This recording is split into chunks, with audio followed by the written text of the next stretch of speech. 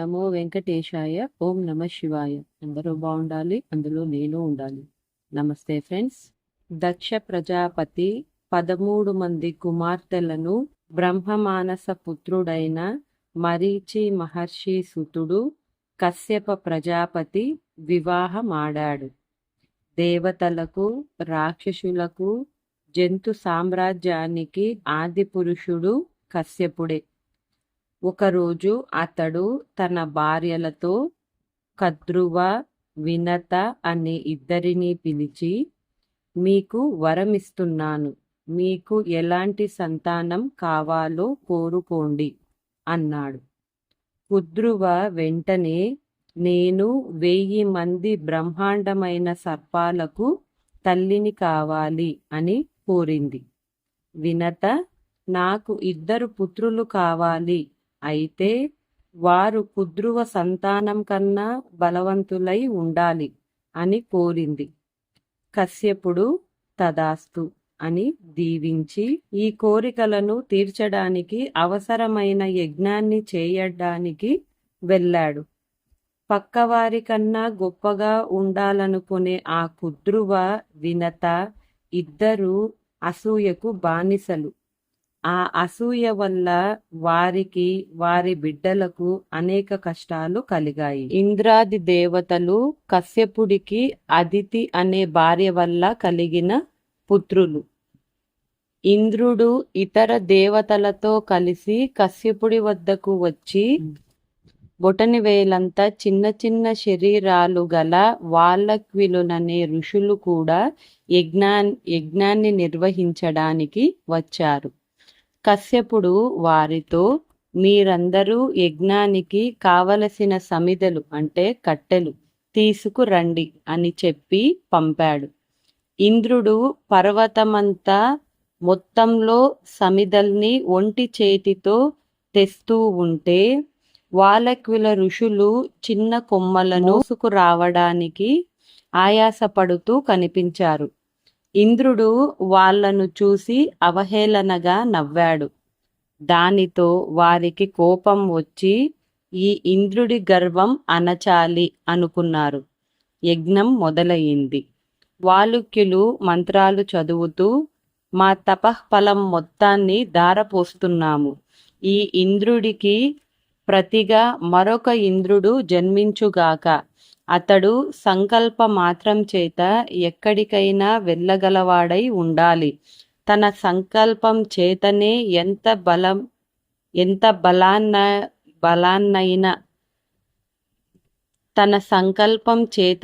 ఎంత బలాన్నైనా ఏ రూపాన్నైనా పొందగలిగి ఉండాలి అని మంత్రాలు చదివారు. ఇది చూసి గాబరా పడిన ఇంద్రుడు పరిగెత్తుకుపోయి కశ్యపుడితో మొరపెట్టుకున్నాడు. కశ్యపుడు వాలక్వల ఋషులతో, మీరు కొత్తగా సృష్టించిన ఇంద్రుడు పక్షులకు రాజు అంటే పక్షీంద్రుడవుతాడు. ఈ ఇంద్రుణ్ణి స్వయంగా బ్రహ్మదేవుడే నియమించాడు కదా, అర్ధాంతరంగా అతన్ని తొలగించడం బాగుండదు. తన తప్పు ఖాయమని మిమ్మల్ని వేడుకుంటున్నాడు కనుక అతన్ని క్షమించండి అని కోరాడు. వాలక్విల ఋషులు శాంతించి, ఓ కశ్యప, సంతానాన్ని కోరి ఈ యజ్ఞం చేశావు కాబట్టి నీవు కోరిన విధంగా నీకు సంతానం లభిస్తుంది అని ఆశీర్వదించి వెళ్ళిపోయారు. కొన్ని నెలలకు వినత 2 గుడ్లను కన్నది. కుద్రువ 1000 గుడ్లను కన్నది. వాటిని వారిరువురు సంరక్షించసాగారు. సంవత్సరాలు గడిచాయి. ఆ తల్లులిద్దరూ ఆ గుడ్ల నుంచి తమ సంతానం ఎప్పుడు బయటికి వస్తారా అని ఆతురతగా ఎదురు చూస్తున్నారు.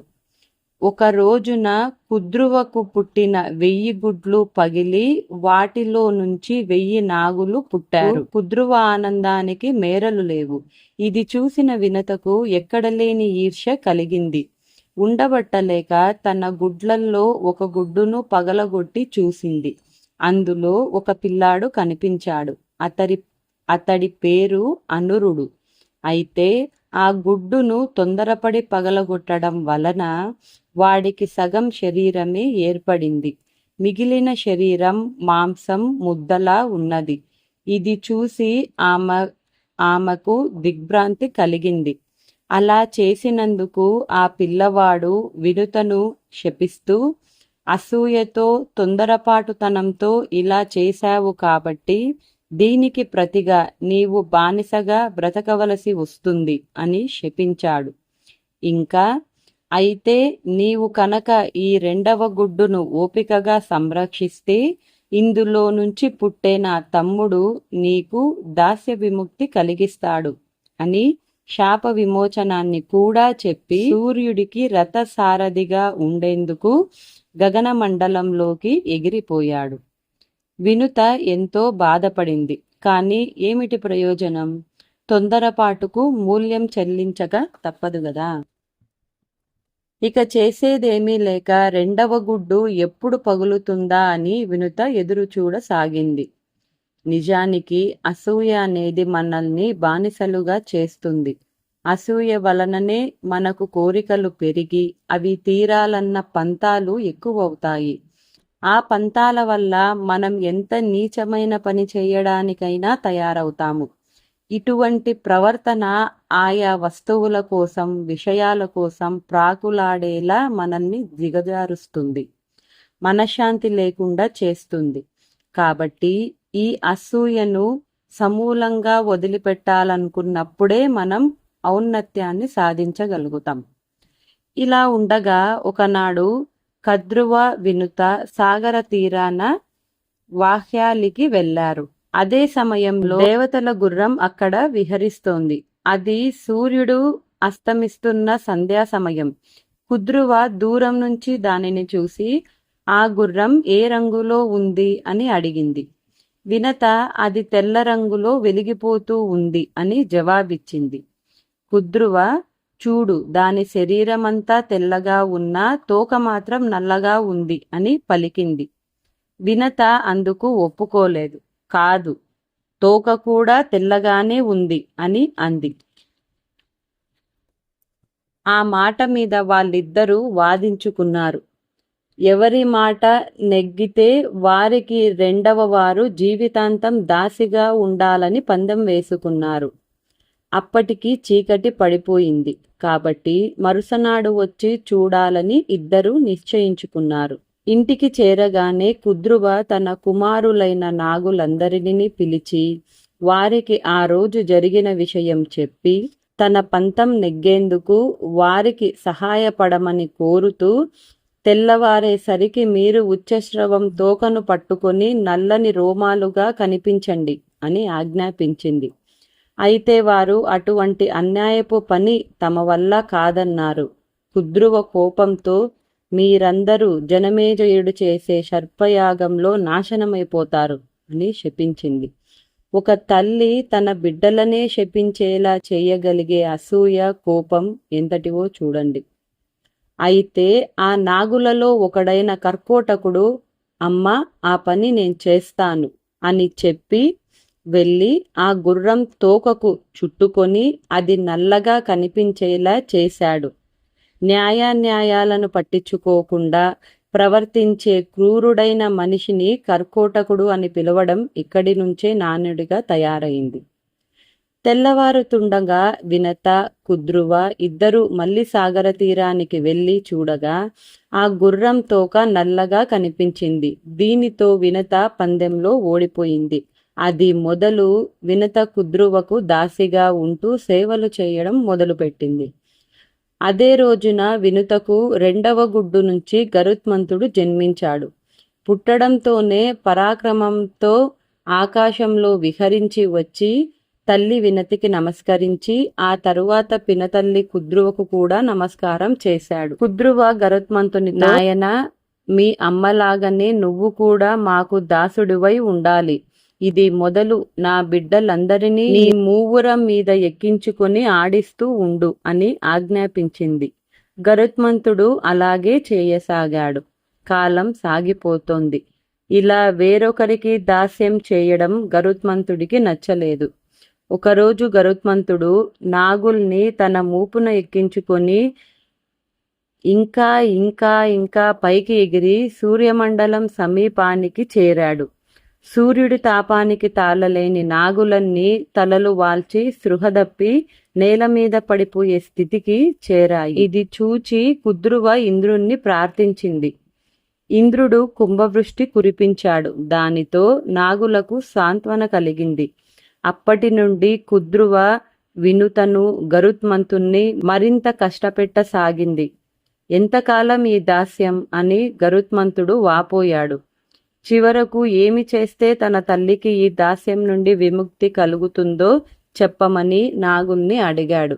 ఇదే అదనుగా భావించి ఆ నాగులు తమకు అమృతం తెచ్చి ఇవ్వాలని, ఇలా చేస్తే దాస్య విముక్తిని ప్రసాదిస్తామని చెప్పారు. అతడు ఎప్పటికీ అమృతాన్ని సాధించలేడని వారి నమ్మకం. గరుత్మంతుడు తన తల్లి దగ్గరకు వెళ్ళి, అమ్మ, అమృతాన్ని తెచ్చి ఈ నాగులకు ఇస్తే మనకు దాస్యం నుంచి విముక్తి ఇస్తామని నాగులు చెప్పారు. అమృతాన్ని సాధించగల శక్తి నాకుంది. అందువలన నిస్సంకోచంగా నన్ను ఈ పని చేయడానికి పంపించు అన్నాడు. తల్లి వినత అతన్ని కార్యసాధకుడివై రమ్మని ఆశీర్వదించి పంపింది. గరుడు ఆకాశ వీధిలో వెళుతుండగా తండ్రి కశ్యపుడు కనిపించి, నాయన, క్షేమంగా ఉన్నావా అంటూ పలకరించాడు. తండ్రి, నా తల్లికి దాస్య విముక్తి కలిగించడానికి, అమృతం తీసుకొని రావడానికి దేవలోకానికి వెళుతున్నాను. నన్ను ఆశీర్వదించండి. కానీ నాకు చాలా ఆకలిగా ఉన్నది. నా ఆకలి తీరే మార్గం చెప్పండి అన్నాడు. కశ్యపుడు, నాయన, ఇక్కడికి సమీపంలో ఒక సరస్సు ఉంది.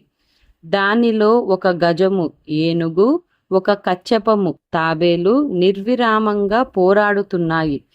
చిత్రమేమిటంటే అవి రెండు గత జన్మలో సోదరులుగా పుట్టినప్పటికీ అప్పటి వైరం వలన ఇప్పుడు ఇలా పుట్టి ఇంకా కొట్టుకుంటున్నారు. ఆ జన్మలో వారి పేర్లు విభావసుడు, సుప్రతీకుడు. ఇద్దరూ నిష్టగా తపస్సు చేసుకునే వారే అయినా సంపదల మీద వ్యామోహం తమ భాగం తనకు ఇవ్వమని తమ్ముడు అన్నని అడిగాడు.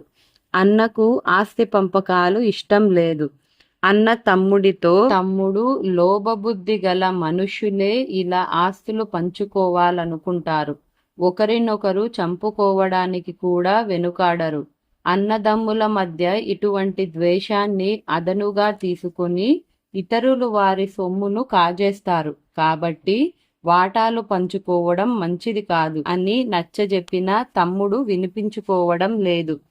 మాట పెరిగి చివరికి విపరీతమైన కోపంతో ఒకరినొకరు శపించుకుని ఇలా ఏనుగుగా, తాబేలుగా పుట్టి ఇంకా కుట్టుకుంటున్నారు. వాటిలో ఒకటి మహాపర్వతంలా ఉంటే మరొకటి పెద్ద మేఘంలా ఉంది. వాటిని తిని ఆకలి తీర్చుకో అని చెప్పాడు. గరుత్మంతుడు ఆ సరోవరాన్ని సమీపించి ఆ ఏనుగును, తాబేలుని పట్టుకొని ఆకాశంలోకి ఎగిరి ఎక్కడ వాలి వాటిని తిందామా అని చూస్తూ మేరుపర్వతం మీద ఉన్న ఒక పెద్ద మర్రి చెట్టు కొమ్మ మీద వాలాడు. ఆ బరువుకు ఆ కొమ్మ విరిగి నేల కూలసాగింది. అదే సమయంలో ఆ కొమ్మను కాళ్లకు తగిలించి తలకిందులుగా వేలాడుతూ తపస్సు చేస్తున్న కిల్వ ఋషులను గరుత్మంతుడు చూశాడు. ఆ కొమ్మ నేల మీద పడితే వారందరూ మరణిస్తారని వెంటనే గరుత్మంతుడు ఆ కొమ్మను పట్టి గాలిలోకి లేచాడు. ఎక్కడ దిగాలో వెతుకుతూ తిరిగి కశ్యపుడు తపస్సు చేసుకునే చోటికి వెళ్ళాడు. కాలంలో గజ కచ్చపాలను ముక్కుతో పెద్ద మర్రి కొమ్మును పట్టుకొని ఎగురుతూ గరుత్మంతుడు చేస్తున్న సాహసాన్ని చూసి కశ్యపుడు ఆశ్చర్యపోయాడు. పరిస్థితిని అర్థం చేసుకుని వాలికులు తమకు ఏ హాని కలగనివ్వకుండా క్రిందికి దించిన గరుత్మంతుణ్ణి ఆశీర్వదించి అక్కడి నుండి మరొక వృక్షశాఖ మీదకు చేరి తమ తపస్సు కొనసాగించారు. గరుత్మంతుడు ఒక నిర్జన ప్రాంతంలోకి ఆ కొమ్మను పడవేసి ఆ గజకచ్చపాలను తృప్తిగా ఆరగించి మహావేగంగా దేవలోకం వైపు ఎగిరిపోయాడు. గరుత్మంతుడి వేగానికి, రెక్కల తాకిడికి రేగిన దుమ్ము మేఘాలతో ఆకాశం నిండిపోయింది. ఉల్కులు రాలిపడ్డాయి. దేవతలు ఆందోళన చెందసాగారు. దేవేంద్రుడు భయపడి దేవతల గురువైన బృహస్పతి దగ్గరకు వెళ్ళి ఈ ఉత్పాతం ఏమిటని అడిగాడు. బృహస్పతి, అమృతాన్ని అపహరించుకుపోవటానికి గరుత్మంతుడు వస్తున్నాడు. అతడు సర్వశక్తి సంపన్నుడు. నువ్వు వాలక్విల మహర్షులను పరిహసించినందువలన కలిగిన ఫలితం ఇది అని చెప్పాడు. దేవేంద్రుడు తక్షణమే అమృత భాండానికి రక్షణగా అనేక మంది దేవతలను పెట్టాడు. గరుత్మంతుడు దేవభూమిలో దిగుతూ ఉంటే అతడి రెక్కల విసురులో పుట్టిన గాలికి మహావృక్షాలు సైతం ఊగిపోయి నేల కూలుతున్నాయి. రక్షణగా నిలుచున్న దేవతల గుండెలు గజగజలాడుతున్నాయి. ఆ గాలికి రేగిన ధూళి వారి కళ్ళల్లో పడుతూ ఉంటే వాయుదేవుడు ఆ ధూళిని తొలగించాడు. యుద్ధం మొదలైంది. గరుత్మంతుడు దేవతలతో పోరాడుతూ తన కాలి గోళ్లతో ముక్కుతో వారి శరీరాలను చీల్చివేస్తూ పరాక్రమించాడు. వారందరినీ ఓడించి అమృత కలశం దగ్గరకు చేరబోతుండగా ఆ కలశం చుట్టూ అగ్నిజ్వాలలు రేగాయి. క్షణంలో అతడు తన నోటి నిండా నదులలోని నీటిని తెచ్చి చల్లి ఆ జ్వాలలను ఆర్పివేశాడు. ఇక ఆ అమృత భాండం చుట్టూ పదునైన కత్తులు అమర్చిన చక్రం ఒకటి పరిభ్రమిస్తోంది. ఆ అవరోధాన్ని దాటడానికి తన శరీరాన్ని సూక్ష్మంగా చేసుకొని చక్రం లోపలికి చేరాడు. అక్కడ 2 మహాసర్పాలు కావలి కాస్తున్నాయి. మనుల్లా మెరుస్తున్న వాటి కళ్ళల్లో దుమ్ము కొట్టి ఆ వెంటనే వాటిని తన గోళ్లతో చీల్చివేసి శరీరాన్ని పెంచి కత్తుల చక్రాన్ని తునాతునకలు చేసి అమృత భాండాన్ని పట్టుకుని గాలిలోకి లేచాడు. ఇది చూసి అతన్ని ఎలా ఆపాలో తోచక ఇంద్రాది దేవతలు తెల్లముఖం వేశారు. అమృత భాండాన్ని తన చేతులతో పట్టుకున్న ఆ అమృతాన్ని తానే తాగవచ్చునని గరుత్మంతుడు అనుకోలేదు. తన స్వలాభం గురించి అతడు ఏమాత్రం ఆలోచించలేదు. తన తల్లికి దాస్య విముక్తి కలిగించాలన్న ఆలోచన తప్ప అతడికి వేరే ఆలోచన లేదు. ఆ మంచి బుద్ధిని, పరాక్రమాన్ని చూసిన మహావిష్ణువు ముగ్ధుడయ్యాడు. అతడిలో ఉన్న ఇటువంటి ఉదాత్తమైన గుణాల వల్ల ఆ దేవదేవుడే అతడితో స్నేహం చేయాలనుకున్నాడు. గరుత్మంతుడికి విష్ణువు ఎదురు వచ్చి, నీ వంటి పరాక్రమవంతుణ్ణి నేను చూడలేదు. నీకు వరం ఇస్తాను, కోరుకో అన్నాడు. స్వామి, నన్ను మీ ధ్వజం మీద చిహ్నంగా స్వీకరించండి. ఈ అమృతంతో నిమిత్తం లేకుండా నాకు చావు పుట్టుకలు లేని వరం ఇవ్వండి అని గరుడు కోరాడు. పద్మనాభుడు ఆ వరాన్ని ఇచ్చి, నువ్వు నా వాహనంగా ఉండు అని నిర్దేశించాడు. గరుత్మంతుడు సంతోషంగా ఒప్పుకున్నాడు. ఈ సమయానికి దేవేంద్రుడు అక్కడికి చేరుకుని గరుత్మంతుడి మీద వజ్రాయుధాన్ని ప్రయోగించాడు. కానీ గరుత్మంతుడికి దానివల్ల చిన్న దెబ్బ కూడా తగలలేదు. అది చూసి దేవేంద్రుడు ఆశ్చర్యంతో, నీ అంతటి శక్తి గలవాడు ముల్లోకాలలోనూ లేడు. నాతో స్నేహం చెయ్యమని నిన్ను వేడుకుంటున్నాను. ఈ అమృతాన్ని నాగులకు ఇస్తే వారు దీన్ని సేవించి లోకకంటకులవుతారు అని తన బాధను వ్యక్తం చేశాడు ఇంద్రుడు. గరుడు, దేవేంద్ర, నా తల్లికి దాస్య విముక్తి కలిగించడానికి దీనిని నాగులకు ఇస్తానని మాట ఇచ్చాను. కాబట్టి నేను వారికి ఇది ఇవ్వక తప్పదు. అయితే నేను వారికి ఇచ్చిన మరుక్షణమే నీవు దీనిని పట్టుకుని పోవచ్చు అన్నాడు. ఇందుకు ఇంద్రుడు అంగీకరించాడు. గరుత్మంతుడు నాగుల దగ్గరికి వెళ్ళి, ఇదిగో ఈ అమృత భాండాన్ని ఈ పవిత్రమైన దర్భల మీద ఉంచుతున్నాను. మీరందరూ స్నానాలు చేసి వచ్చి దీన్ని సేవించండి.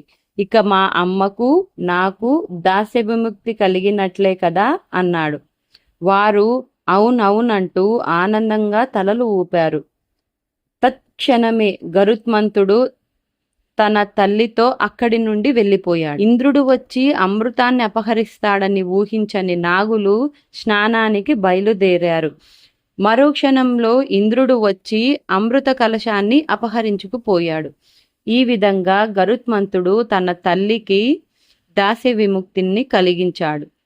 ఈ కథలోని నీతిని మనం ఈ విధంగా చూడవచ్చును. మనలోని అనాది అయి సర్వశక్తివంతమైన ఆత్మ ఉంది. దీనినే ఈ కథలో అమృతంతో పోల్చారు. అమృతం మరణమే లేని స్థితిని ఇస్తుంది కదా. మనలోని ఆత్మ కూడా అటువంటిదే. ఆ ఆత్మను తెలుసుకోవడం ద్వారా మనం అమృతత్వాన్ని పొందగలం. కాబట్టి దీన్ని తెలుసుకోవడమే మన జీవితాదర్శం కావాలి. ఈ కథలోని ఇంద్రుణ్ణి మన ఇంద్రియాలతో పోల్చవచ్చు. మనిషిలోనే ఆత్మ ఉన్నా దానిని పట్టించుకోకుండా అతడు తిరిగినట్లు, ఇంద్రుడు దగ్గర అమృతం ఉన్నా అతడు దానిని పట్టించుకోకుండా ఇతర విషయాల వెంటపడ్డాడు.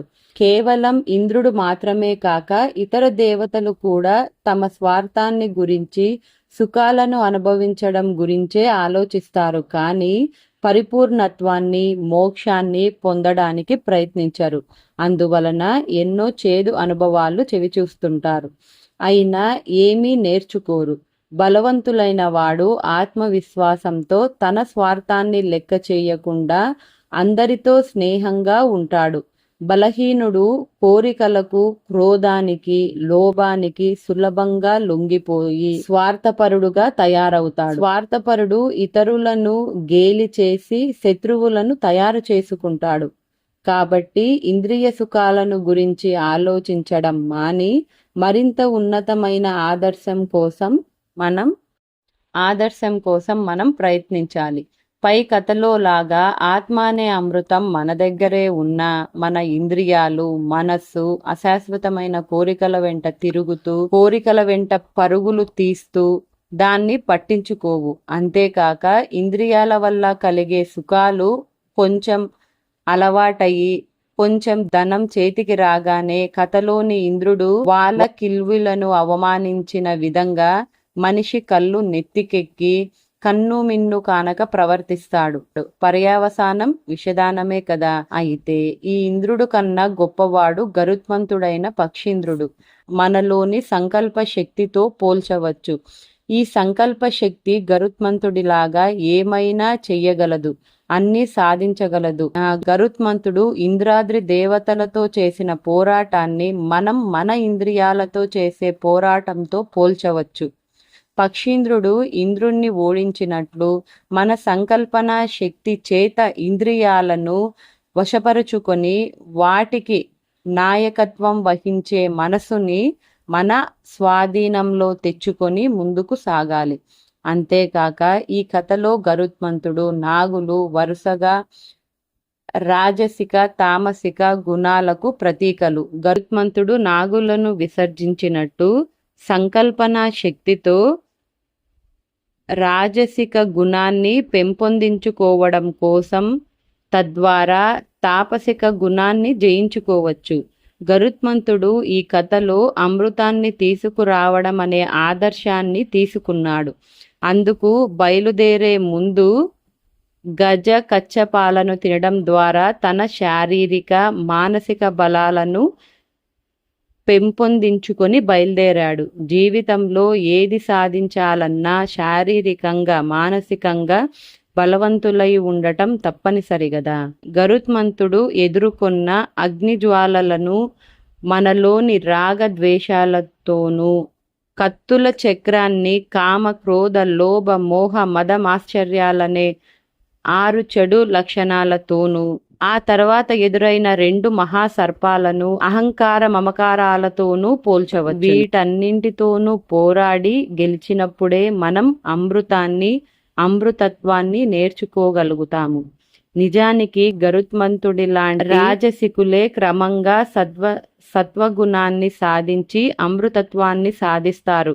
కానీ నాగుల లాంటి తామసికులకు అమృతత్వం ఆమడ దూరంలో ఉంటుంది. అన్ని జీవాలలోనూ నిండిన సర్వవ్యాపకత్వానికి చిహ్నమైన మహావిష్ణువుకు వాహనం కావడానికి గరుత్మంతుడు సంతోషంగా ఒప్పుకున్నట్లు మన సంకల్ప శక్తి ద్వారా సాధించే అద్భుత కార్యాలను నిస్వార్థ బుద్ధితో లోక కళ్యాణానికి అంకితం చెయ్యాలి.